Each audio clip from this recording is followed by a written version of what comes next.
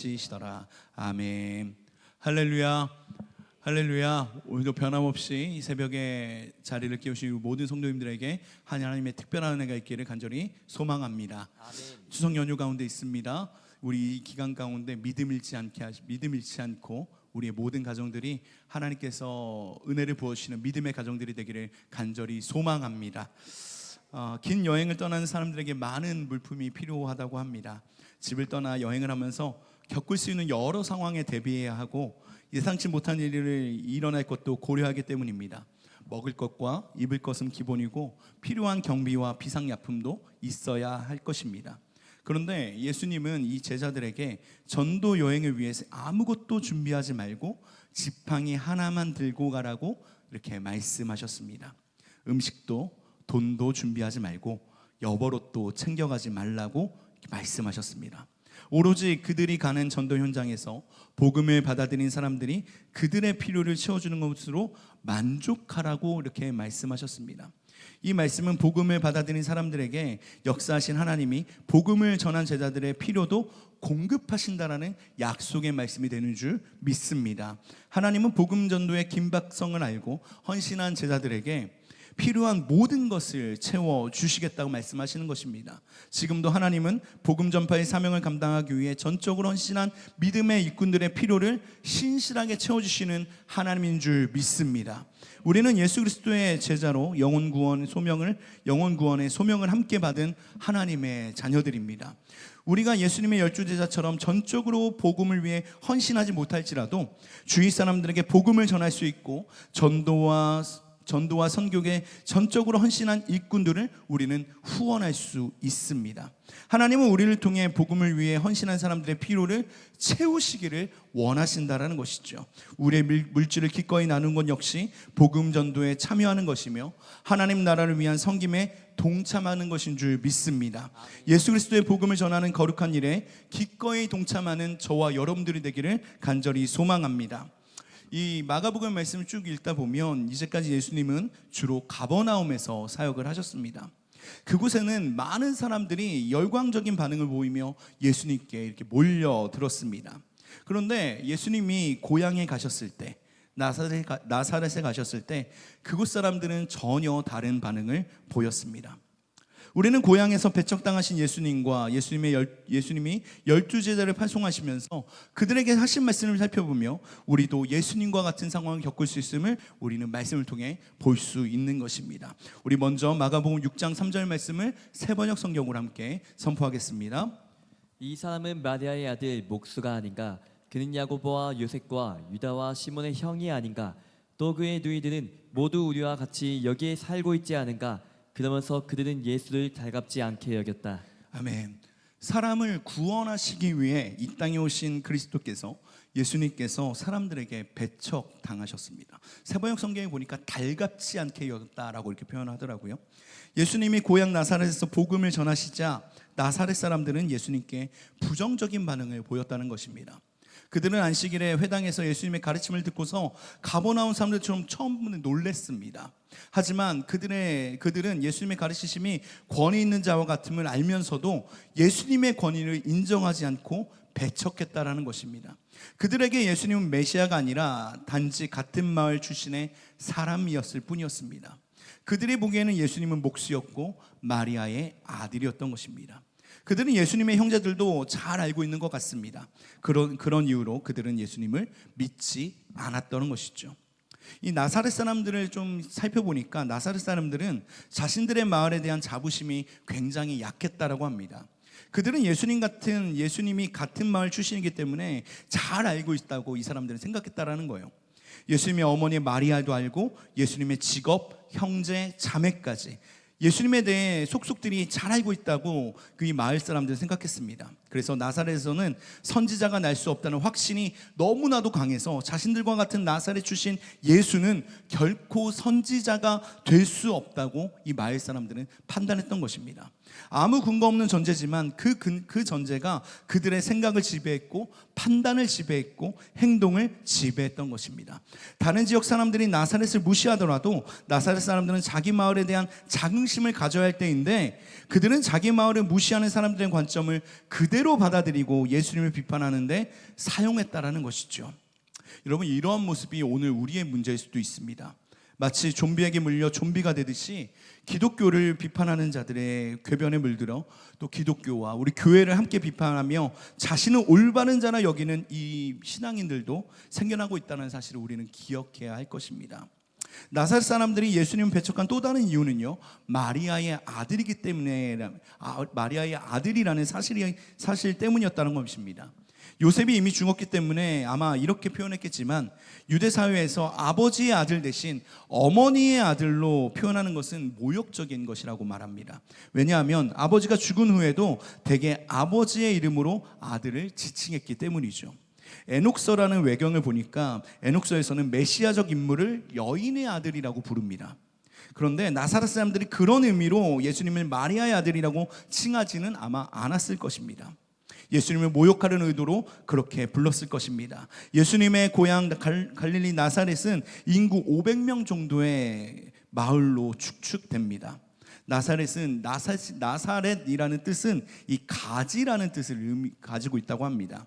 그러니까 줄기에서 난 작은 가지처럼 큰 성읍 주변에 작은 마을이어서 아마 그런 이름이 붙었을 것입니다. 그래서 이 마을은 구약 성경에 한 번도 나오지 않아 선한 것을 기대할 수 없는, 아마 존재감 없는 마을이었기에 이 마을 사람들도 예수님을 달갑게 여기지는 않았을 것이다 라고 우리는 추측할 수 있습니다.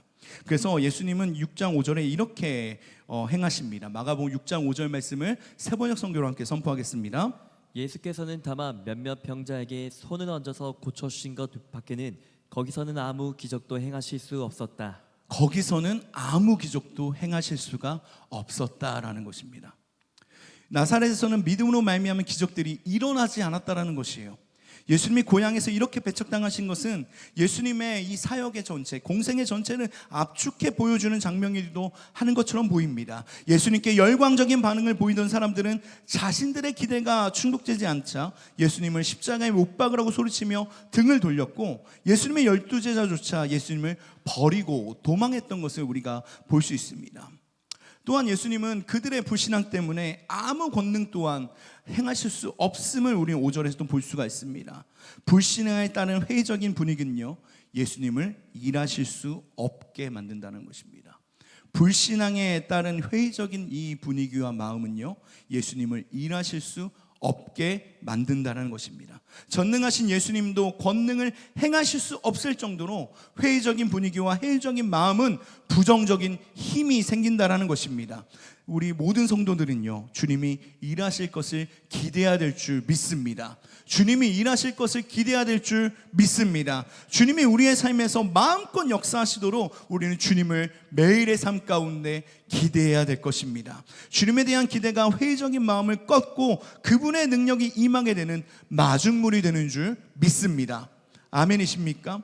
마가복음 4장에 보면 하나님의 말씀이 우리의 삶에서 열매를 맺기 위해서는 우리의 마음 상태가 중요하다고 말씀합니다. 마음이 말씀의 씨가 심기는 밭이기 때문이죠. 씨 뿌리는 비유에서 주님이 말씀하신 것처럼 100배, 60배, 30배의 열매를 맺기 위해서는 마음밭이 좋아야 된다는 것입니다. 말씀이 심겨지기 좋은 땅이 되어야 된다는 것입니다. 그런데 예수님이 고향에 방문하셨을 때 그곳 사람들의 마음은 어땠습니까? 척박했습니다. 좋은 땅이 아니었다는 것이죠. 그래서 예수님 6절에 나사렛 사람들이 예수님을 믿지 않는다는 것에 예수님은 놀라셨습니다. 이러한 불신앙은 결국 대부분의 유대인들에게 확대되었고, 예수님은 결국 모든 사람들에게 배척당하시고 홀로 십자가에 못 박혀 돌아가셨습니다. 예수님을 믿지 않고 배척하는 사람들을 구원하시기 위해 오신 예수님의 사랑을 깊이 묵상하는 오늘 하루가 되기를 간절히 소망합니다. 하나님을 거역했던 우리를 구원하신 주님의 그 사랑 앞에 엎드려 감사하는 하나님의 자녀들이 되기를 간절히 소망합니다. 예수님에 대한 선입견과 편견을 극복해야 우리는 진정한 믿음에 도달할 수 있습니다. 우리 예수님에 대한 편견과 선입견을 극복해야 진정한 믿음에 도달할 수 있다는 것입니다. 믿음 생활에 도움이 되지 않는 편견을 우리는 모두 내려놓아야 됩니다. 예수님께서는 전능하신 하나님께서는 어떤 일이도 행하실 수 있기 때문이죠. 그렇기 때문에 우리 모든 것을 내려놓고 주님이 일하실 수 있도록 매 순간 주님을 기대하며 나아가는 저와 여러분들이 되기를 간절히 소망합니다. 마가복음 6장 7절에서 9절까지의 말씀을 함께 선포하겠습니다. 그리고 12 제자를 가까이 부르셔서 그들을 둘씩 보내시며 그들에게 악한 귀신을 억누르는 권능을 주셨다. 그리고 그들에게 명하시기를 길을 떠날 때에는 지팡이 하나 밖에는 아무것도 가지 말고 빵이나 잔우도 지니지 말고 전대에 동전도 넣어 가지 말고 다만 신발을 신되 옷은 2벌 가지지 말라고 하셨다. 아멘. 예수님께서 고향에서 배척당하신 것처럼 이 제자들 또한 이 복음을 들고 나갈 때 배척당할 수 있음을 말씀에서 또한 말씀에서 볼 수가 있습니다. 나사렛에서 고향 사람들에게 배척당하신 예수님은 12제자들을 둘씩 짝지어 파송하셨습니다. 더러운 귀신을 제어하는 권능을 받은 그들은 예수님이 말씀하신 대로 지팡이 외에는 아무것도 가지지 않은 채 전도 여행을 떠났습니다.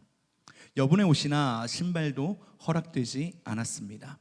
예수님은 그들에게 전도 여행 중에 그들을 맞이해 주는 사람의 집에 들어가 머물면서 복음 전도 사역을 감당하라고 이렇게 말씀하십니다. 또한 그들을 영접하지 않고 그들의 말을 듣지 않는 사람들도 분명히 있을 것이다라고 알려주셨습니다. 제자들은 복음 전파 사역을 감당하면서 사람들에게 배척당하는 상황을 피할 수 없다는 것을 우리는 볼 수가 있는 것입니다. 그래서 우리 마가복음 6장 11절 12절 말씀을 함께 선포하겠습니다.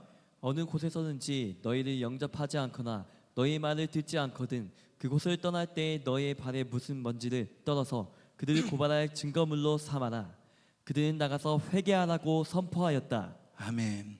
요한복음 15장 20절 말씀 보니까 사람들이 나를 박해하였으니 너희도 박해할 것이요 라는 말씀이 있습니다.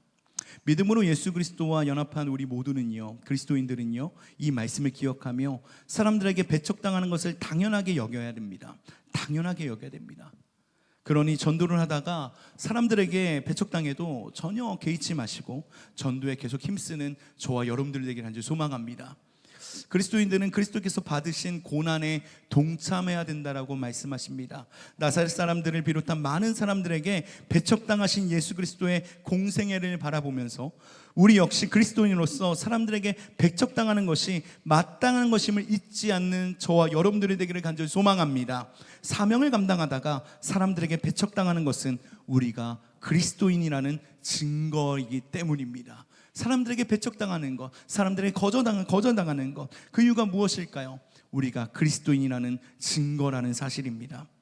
예수님은 제자들에게 귀신을 제어하는 권능을 주시고 둘씩 짝지어 전도여행을 보내셨다고 말씀하셨습니다.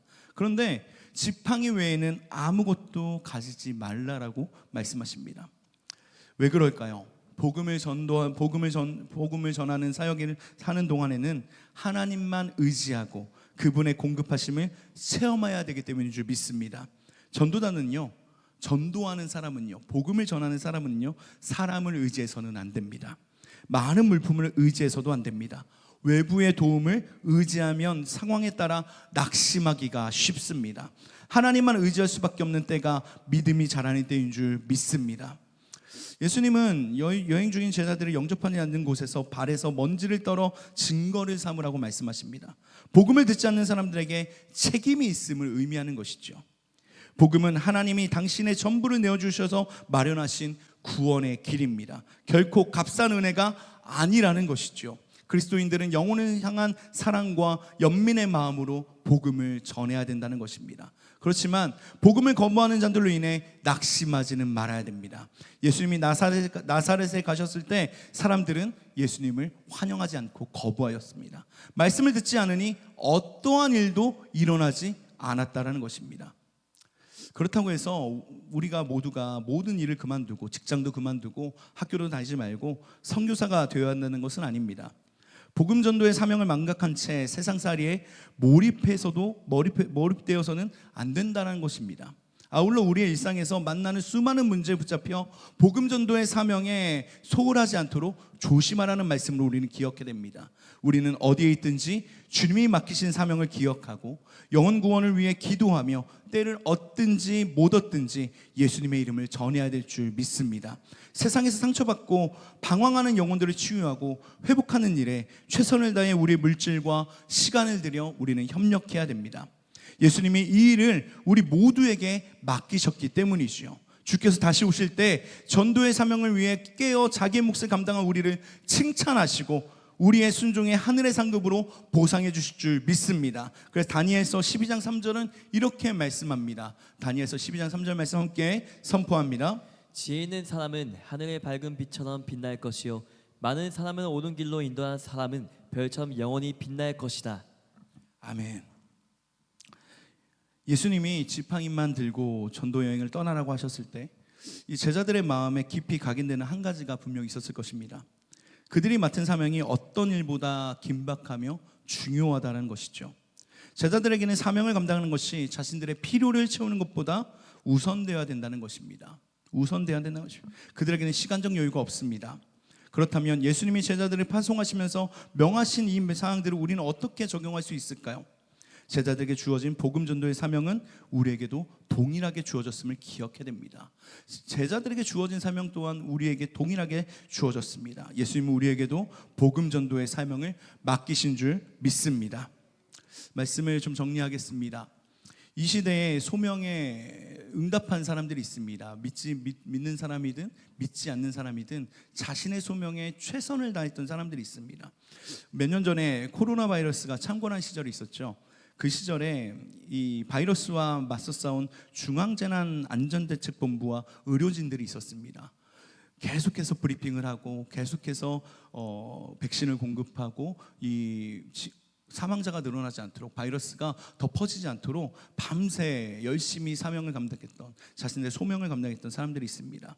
의료진들이 사명을 다해 자신에게 맡겨진 일을 감당했습니다. 그런데 어떤 사태가 벌어졌을 때 어떤 의료인들은요 그동안 먹고 사느라 잠시 잊었던 히포크라테스 선서를 기억했을지도 모릅니다. 히포크라테스는 의학의 아버지 또는 의성이라고 불리는 고대 그리스도의 의사입니다. 히포크라테스 선서는 히포크라테스가 말한 의료인의 윤리지침으로 현대에도 의사가 될 때 하는 선서로 잘 알려져 있습니다. 의협에 종사하는 일원으로서 인정받는 이 순간 나의 생애를 인류 봉사에 바칠 것을 엄숙히 서약하노라. 이렇게 시작하는 선서를 통해 의사들은 의사로서의 소명을 되새기고 생명을 존중하며 부르심의 자리에 서게 된다는 것이죠. 근데 이 선서를 잘 살펴보면 주님이 우리에게 가르쳐 주신 기도와도 연결되어 있습니다. 마태복음 6장 9절 13절까지의 말씀은 주님께서 우리에게 알려주신 주기도의 내용입니다. 우리가 날마다 이 기도를 드리는 이유가 무엇일까요? 이 기도가 온 인류에 이루어지길 바라기 때문입니다. 예를 들면 일용할 양식에 문제가 없는 그날까지 우리는 계속해서 기도해야 된다는 것이죠. 일용할 양식은 너나 나나 모두 할 것 없이 우리 모두에게 필요하기 때문입니다. 저도 자신에게 똑같은 질문을 던져봅니다. 바로 이때에 제가 지금 있는 이 자리에서 있는 이유가 무엇인가? 내가 지금 이 자리에 있는 이유가 무엇인가를 저도 생각해 봅니다. 힘들고 어려운 일 분명히 있습니다. 그럴 때마다 상황에 압도되기도 하고 때로는 두렵기도 하고 숨어버리고 싶은 때도 분명히 있습니다. 그런데 그때마다 우리가 상황에 압도되고 두렵다고 숨어버린다면 하나님이 우리를 이곳에 나의 삶의 자리에 두신 이유를 잊어버리게 될 것입니다. 하나님이 왜 나에게 이런 가정을 허락하셨는가? 하나님은 오늘 나에게 왜 이런 일터를 나에게 허락하셨는가? 하나님은 나에게 왜 이 영혼을 허락하셨는가?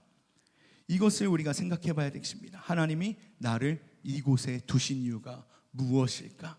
우리가 함께 이것을 생각해 보길 원합니다. 각자의 삶의 자리에서 하나님이 왜 나를 이곳에 있게 하셨는지, 왜 이곳에 있게 하셨는지, 왜 나 같은 사람을 구원해 주시고 지금까지 지켜주시며 살게 하신지를 묵상하며 기도할 때가 지금인 줄 믿습니다. 오늘 말씀에 예수님께서는 배척을 당하셨습니다. 환영받지 못하셨습니다. 예수님의 말씀을 듣지 못하니 어떠한 일도 일어나지 않았습니다. 예수님을 믿지 않으니 어떤 일도 일어나지 않았습니다. 그래서 제자들에게도 예수님 동일하게 말씀하셨습니다. 동일하게 말씀하셨습니다. 환영하는 자가 있다면 배척하는 사람들도 있을 것이다. 그런데 우리에게도 분명 그런 일들이 동일하게 있을 것입니다. 그때마다 우리 이렇게 생각해야 됩니다. 하나님이 나를 왜 이곳에 세우셨는가? 하나님이 왜 나를 이 가정에 세우셨는가? 하나님이 왜 나에게 이 사람을 만나게 하셨는가? 하나님이 왜 나에게 이 사역을 맡기셨는가? 하나님이 왜 나를 구원하셨는가? 이것을 묵상하며 오늘도 믿지 않는 가정들, 믿지 않는 우리 가족들, 믿지 않는 사람들과 우리의 모든 사역의 현장과 일터의 자리에서 하나님이 나를 이곳에 부르신 이유를 고백하며 함께 묵상하며 또 오늘도 채우시고 하나님께서 세워가시는 그 일들 가운데 함께 동참하는 저와 여러분들이 되기를 간절히 소망합니다. 간절히 소망합니다. 기도하겠습니다.